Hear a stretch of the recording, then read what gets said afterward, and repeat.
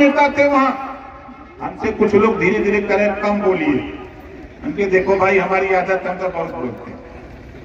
हम जब बोलते हैं तो बहुत बोलते हैं, नहीं बोलते हैं तो सुनते हैं। हम तो आपसे कहने आए कि आप बताओ, हम तो यहाँ माइक में लगाए हैं नेताजी लोग और ये लोग भाषण दिला रहे हैं। पहले तो आप बताओ, आप लोगों के आशीर्वाद से हम विधानसभा 7 साल से हैं, दूसरे टर्म में। विधानसभा में आपकी लड़ाई ओम प्रकाश राजभर ने, हमारे 2-4 साथी हैं बनारस के, जिनको पता नहीं है, आपको गुमराह करते हैं। पिछली सरकार तो छोड़ दीजिए, इस सरकार की बात अगर हम करें तो भर राजभर को एसटी में ले आने की गुमराहियत पैदा करने वाले लोगों, 17 जिले का सर्वे सीएम योगी आदित्यनाथ जी से करवा दिया हूं। 100 संस्थान में फाइल गई है और ये तेरी बात एसटी में शामिल करने की देश के गृह मंत्री और प्रधानमंत्री के सामने रखा हूं। यहां जनता के बीच में नहीं बोलता। वहां भी तेरी आवाज बना दिया हूं, वहां भी बता दिया हूं।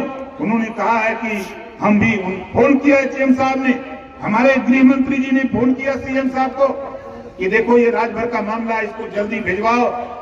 दुर्भाग्य हुआ, काम चालू हुआ 100 संस्थान, वो पूरा नहीं हुआ, तब तक साथी आचार संहिता लग गई।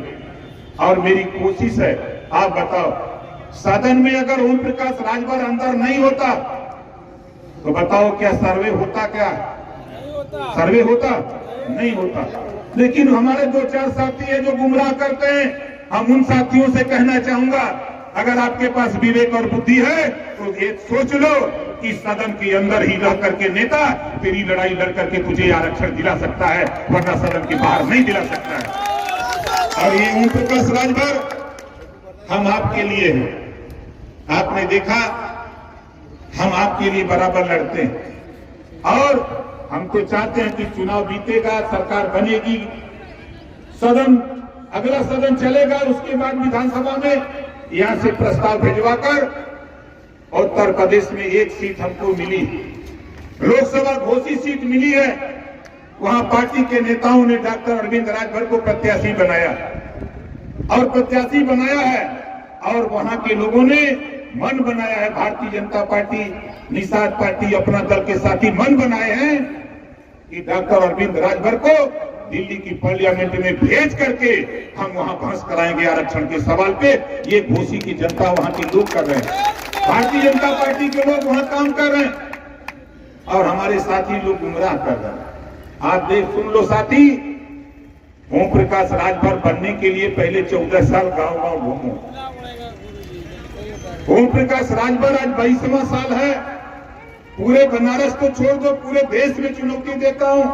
कोई माइक लाल नहीं कह सकता कि ओम प्रकाश राजभर किसी से थाने की दलाली किया हो, किसी से 1000-500 रुपया पार्टी चलाने के लिए मांगा हो।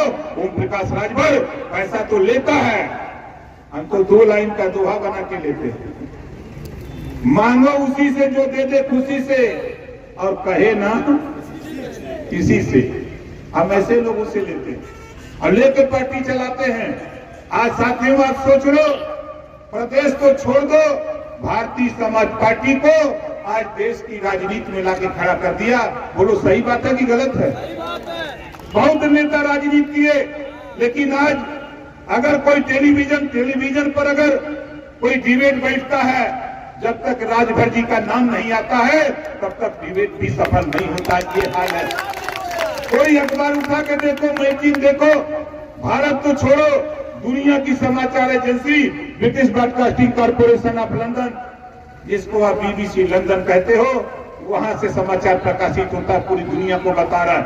आज चाहे पाकिस्तान हो, चीन हो, रूस हो, जापान हो, अमेरिका हो, जो अच्छी मैगजीनें छपती है, जो विदेशों में जाती हैं, उन मैगजीनों में तेरे नेता की खबर, तेरे नेता की विचारधारा पूरे देश में फैल रही है। उन समाचार छप रहे, वहां छप रहे समाचार, और लोग जब पढ़ते हैं तो जो हमारे भारत के साथी विदेशों में हैं, वो फोन करते हैं कि नेताजी आपकी खबर आज छपी है, आज फला मैगजीन में छपी है, आज फला अखबार में छपा है। लोग वहां से हमको व्हाट्सएप करते हैं, तो मुझे लगता है कि हम लोग सही दिशा की तरफ चल रहे हैं, और आज वो आपको गारंटी के साथ कह रहा हूं साथी, कि ओम प्रकाश राजभर कोई माई कलश धरती पर खरीद नहीं सकता है, नोट कर लेना, कोई नहीं खरीद सकता। एक उदाहरण मैं आपको दूं, अभी जब दिल्ली में सीट बंटवारे की 2 मार्च को बात हो रही थी तो मैं 3 सीट मांग रहा था। तो ये हुआ कि गृह मंत्री जी ने कहा कि भाई 3 आप लोग ले लोगे तो सब लोग मांगने लगेंगे, एक काम करो कि कुछ कम करो। तो कम करते करते 1 सीट मिली लोकसभा की घोसी। तो हमने सोचा कि अब दाव एक और लगा लें। हमने कहा कि नहीं लोकसभा दे सकते हो तो 2 एमएलसी दे दो भैया। तो उन्होंने कहा कि फिर गड़बड़ कर रहे हो, 2 मत मांगो, 1 मांगो, 1 दे दिया। मैं नहीं जानता था कि एमएलसी की इतनी बड़ी कीमत होती है। पूर्व मुख्यमंत्री के बेटे तमाम उद्योगपति उस एमएलसी सीट को खरीदने के लिए हमारे यहाँ लाइन लगा लिए। ओम प्रकाश राजभर ने एक शब्द कहा, एक लाइन, यहाँ बिकाऊ माल नहीं है, जहाँ बिकता है जाके खरीदो। ओम प्रकाश राजभर के यहाँ बिकने वाला काम नहीं।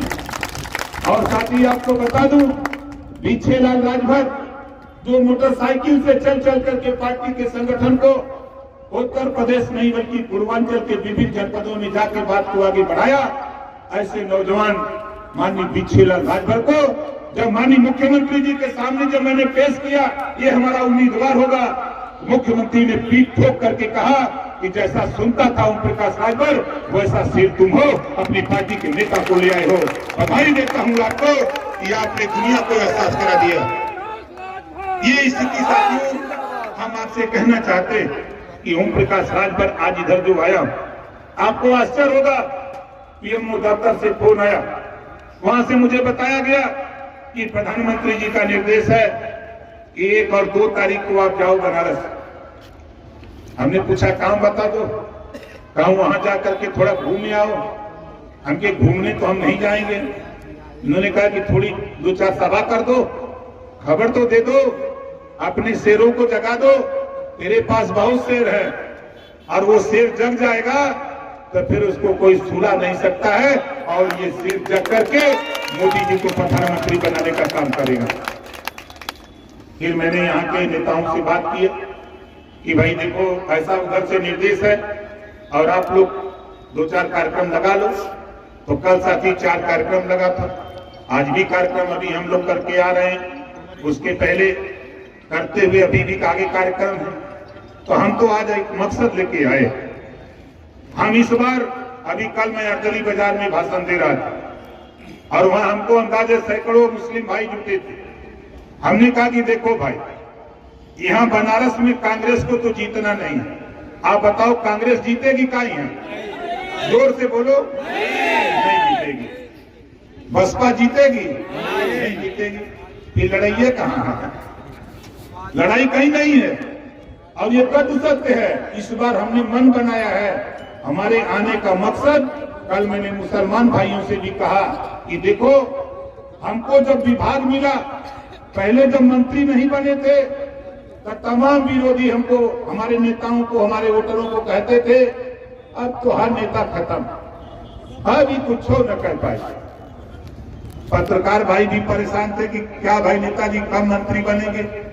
जब मंत्री पद की शपथ ले लिया तब विरोधी कहा कि अभी शपथ तो ले लेना, विभाग बढ़िया न मिले। और जब विभाग बढ़िया मिल गया, पंचायती राज, जब पंचायती राज की विभाग मिला तो पूरे 75 जिले के प्रधानों में खुशी की लहर दौड़ गई कि अब एक मजबूत नेता के हाथ में पंचायत राज विभाग गया हुआ है, अब हम लोग भी मजबूती से मंत्री से मिलकर के अपना कल्याण करा सकते हैं और जनता का विकास कर सकते हैं। ऐसा संदेश हमारे प्रधान जिला पंचायत, क्षेत्र पंचायत के बीच में गया।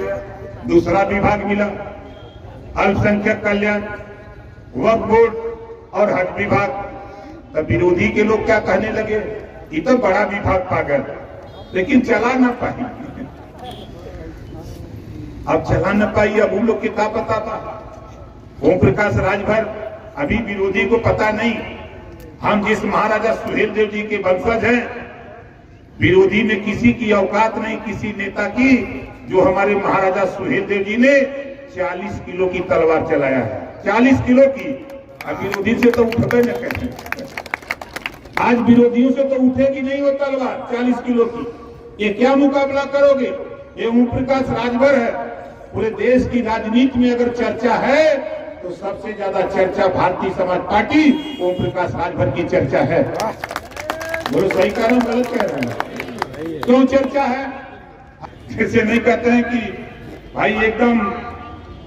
तो हमारा मकसद साथियों, हमने जो वादा किया है प्रधानमंत्री जी से, जब अल्पसंख्यक विभाग मिलने के नाते हमने मुसलमान भाइयों से कहा कि देखो बहुत बढ़िया मौका है, कांग्रेस जीतेगी नहीं, सपा बसपा जीतेंगे नहीं, आप वोट दे के क्या करोगे? आप अपना विकास चाहते हो, आप अपना भला चाहते हो, तो मैं कहता हूं कि एक बार सब लोग मिल करके मुसलमान भाइयों मजबूती से एक एक वोट मोदी जी को दो, और 543 जो लोकसभा के चुनाव हो रहे हैं सबसे ज्यादा वोट से अगर देश में कोई जीते तो माननीय नरेंद्र मोदी जी को जीता करके संदेश देने का काम करें।